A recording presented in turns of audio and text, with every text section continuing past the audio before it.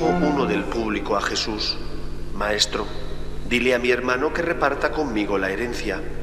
Él le contestó: Hombre, ¿quién me ha nombrado juez o árbitro entre vosotros?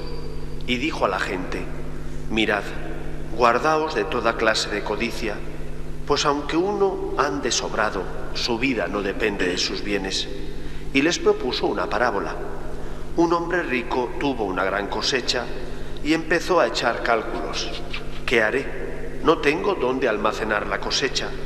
Y se dijo: haré lo siguiente: derribaré los graneros y construiré otros más grandes, y almacenaré allí todo el grano y el resto de mi cosecha.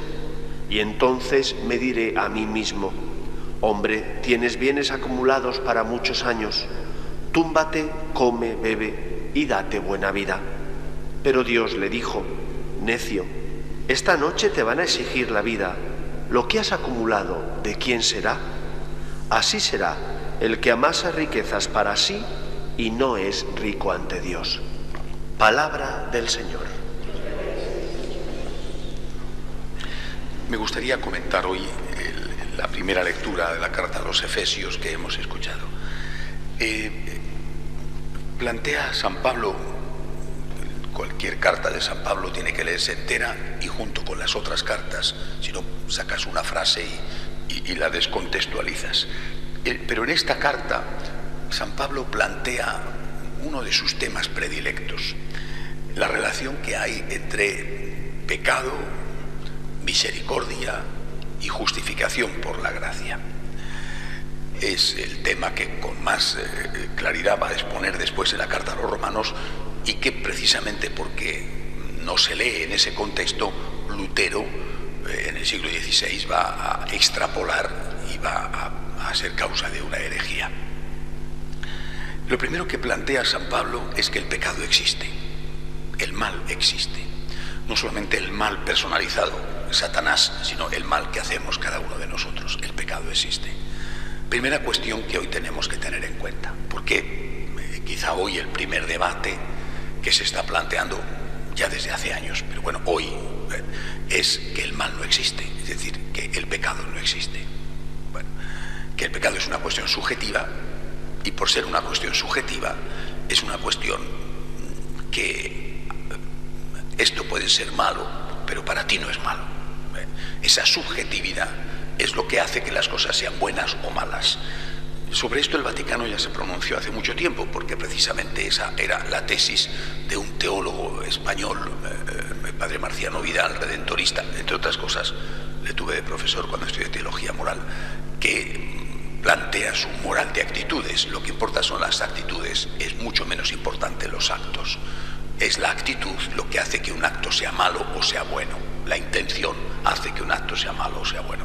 El Vaticano salió al frente y condenó como heréticas algunas de sus afirmaciones. Si usted le pega un tiro a un señor o le roba la cartera, ¿qué quiere usted que le diga? No sé qué será su actitud, pero desde luego usted le pega un tiro o le roba la cartera. Es decir, los actos son los que hacen malas o buenas las cosas, aunque naturalmente la actitud sea muy importante. Por tanto, primera cuestión, el pecado existe. No hay que olvidarlo. Las cosas son malas o buenas en sí mismas. Naturalmente después estará tu conciencia, estará tu intención, tu formación, tu ignorancia. Bueno, si es vencible o no es vencible tu ignorancia, pero el pecado existe.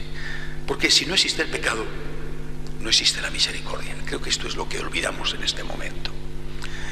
El que suprime el pecado, el que suprime el concepto de pecado, el que dice el pecado no existe, por esas circunstancias, atenuantes, ignorancias o por lo que sea, está haciendo daño al pecador, y le está haciendo daño porque le priva al pecador de una cosa muy importante: la misericordia. Pecado y misericordia van unidos. ¿Cómo va a haber misericordia si no hay pecado? Es decir, si yo no he hecho nada malo, no pido perdón. Puedo pedir perdón y que no me lo den, pero solo pido perdón porque tengo conciencia de que he hecho algo malo. Es decir, ¿cómo va a haber misericordia si no hay pecado y conciencia de pecado? El mayor enemigo de la misericordia, aunque se llene la boca con la palabra misericordia, es aquel que no reconoce la existencia del pecado. Es decir, pero vamos a ver, ¿cómo voy a pedir que me perdonen una deuda si no tengo la deuda? o si no soy consciente de que tengo la deuda. Si yo tengo una deuda de 1 millón de euros, puedo pedir a aquel al cual se lo debo, perdóneme usted. Pero ¿cómo voy a pedirle que me perdone una deuda si no la tengo? ¿De qué me va a perdonar? Si no he cometido nada malo, ¿cómo voy a pedir perdón por ello? ¿Y cómo me van a dar perdón y van a tener misericordia de mí? Es decir, suprimiendo el concepto de pecado, que es de lo que se trata en este momento, en realidad lo que estamos es destruyendo el concepto de misericordia. Esto, repito, San Pablo lo tiene clarísimo y empieza este texto de Efesios hoy justamente con eso. Oiga, que todos somos pecadores, dice San Pablo. No tenemos derecho a la misericordia de Dios, que es un don, es un regalo que Él nos da. Su gracia, gratis, su gracia nos salva. No nos salvamos por nuestros méritos. No es mi esfuerzo, mi venir a misa o mi cumplir los mandamientos lo que me salva. Es la gracia de Dios, aunque naturalmente mis obras buenas sean la condición que el Señor pone para que esa gracia entre en mí y me salve. Pero no deja de ser gracia, su sangre me salva. No me salvo a mí mismo, pero me salva, mejor dicho. ¿De qué? De mi pecado. Sin esto, repito, todo el esquema espiritual, no solamente dogmático o moral, sino espiritual, de la gran revolución que supuso Jesucristo, queda absolutamente desarticulado e inutilizado. Cristo es el Redentor, ¿de qué? Si nadie tiene necesidad de que le rediman. ¿Es el Salvador? ¿De quién? Si todo el mundo es buenísimo. ¿Es la divina misericordia? Lo dice San Pablo en el texto de hoy. Dios rico en misericordia, una de las frases que utilizará San Juan Pablo II. ¿La misericordia para con quién? Si nadie es pecador. Es decir, destruyendo la conciencia moral, destruyendo el concepto de pecado, a quien hacemos daño es, primero, al pecador, porque le engañamos diciendo, lo que hace usted está bien hecho, lo que hace usted está bien hecho, pero si está mal hecho, eso tendrá consecuencias sobre usted o sobre los demás.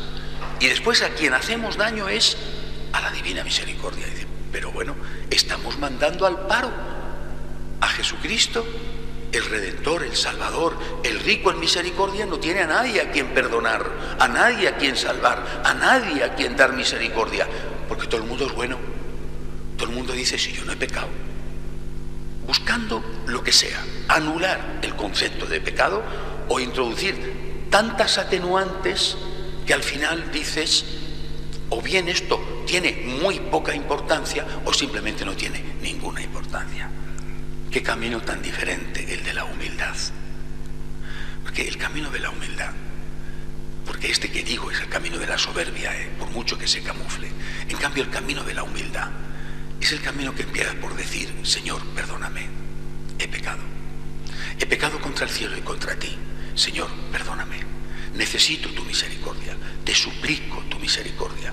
Te agradezco tu misericordia. Recorramos el camino de la humildad como hizo María.